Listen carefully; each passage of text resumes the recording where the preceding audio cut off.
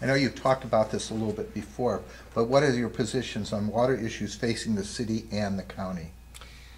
Glad you asked that, because my life as a working individual has been in the water industry.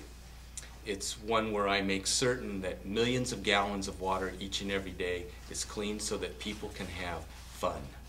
It's a little different from making certain that millions of gallons of water are supplied so that we can drink, but there's a lot of similarities. We need a clean, safe, reliable water source for this community. For the last 100 years, we have relied upon groundwater. That groundwater is latent with chemicals that are harmful to the environment. There's chromium-6 in the deep aquifer. There's high salt concentrations in both the shallow, intermediate, and deep aquifer. There's selenium in the deep aquifer.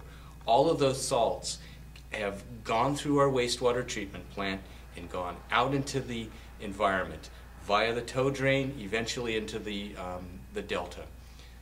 Selenium's harmful to birds in the production of shells. Salts are harmful to aquatic life. We can drink it, but a fish cannot breathe it. It'll kill aquatic species. We have to. It's incumbent upon us that if we believe that we are an environmentally conscious community, we have to clean up our source water, and we have to make certain that what leaves our wastewater plant meets the discharge standards of 2017. Otherwise, if we don't, one, we're environmentally irresponsible, and two, we'll be fined. We will be fined money for not having proper water being discharged that meets the permit standards that we are supposed to comply with in 2017. And since 1989, the best minds have looked at what path should we go when it comes to source water and to be able to meet future discharge standards.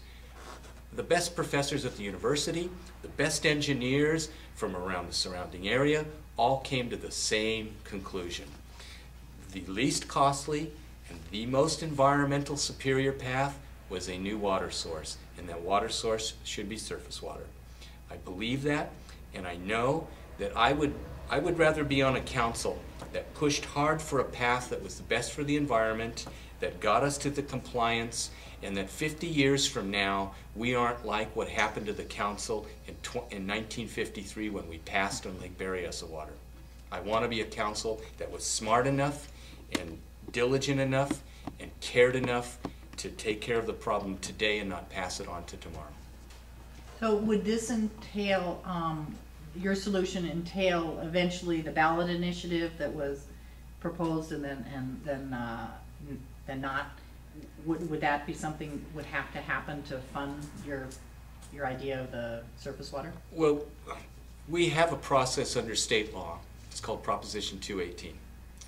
All of the ratepayers within the city of Davis that pay the water bill have the ability to object to it or comply with it.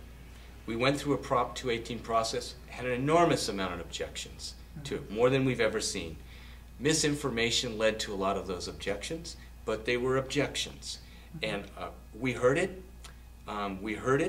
We had a referendum process that began. We decided that why go through further consternation on this process? We needed to stop it right where it was, and we needed to form a committee that took care of looking at the issue from the perspective of how can we structure rates in such a manner that will have the least impact upon the community, at the same time be able to set aside the money in order to join our partner in Woodland, who the citizens have already gone through rate increases that are in the amount that were almost half of what we were going to do, and they're in the process of going through the other path. So the citizens of Woodland think that the path for the environment is worth paying a little bit of money for.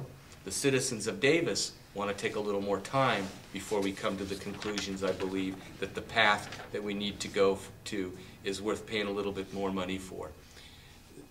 The cost is an interesting question. When you look at where we would be at even under what I would consider in many instances a flawed rate process that didn't give people enough information to understand why we needed to go to this rate structure. Even if you figure it was flawed, but if you look at us in the context of where everybody else is at, we'll be in the middle. We won't be on the low end, we won't be on the high end, we'll be in the middle. But it's, frankly, if we don't do it today, what we will have to pay for tomorrow will be even more expensive because water is not getting cheaper. We all know that it is more than likely the new gold of tomorrow. There's only a certain amount of water and there's an awful lot of people, and that means, like any commodity, it's the whole basis of supply and demand. There's a limited supply and there's always going to be a huge demand, and the demand's only going to get bigger. So I believe that we can find a path that is gets us to a rate structure that allows us not to feel the pain quite as bad, but understanding that we have to go this way. Any other path is going to be far more expensive.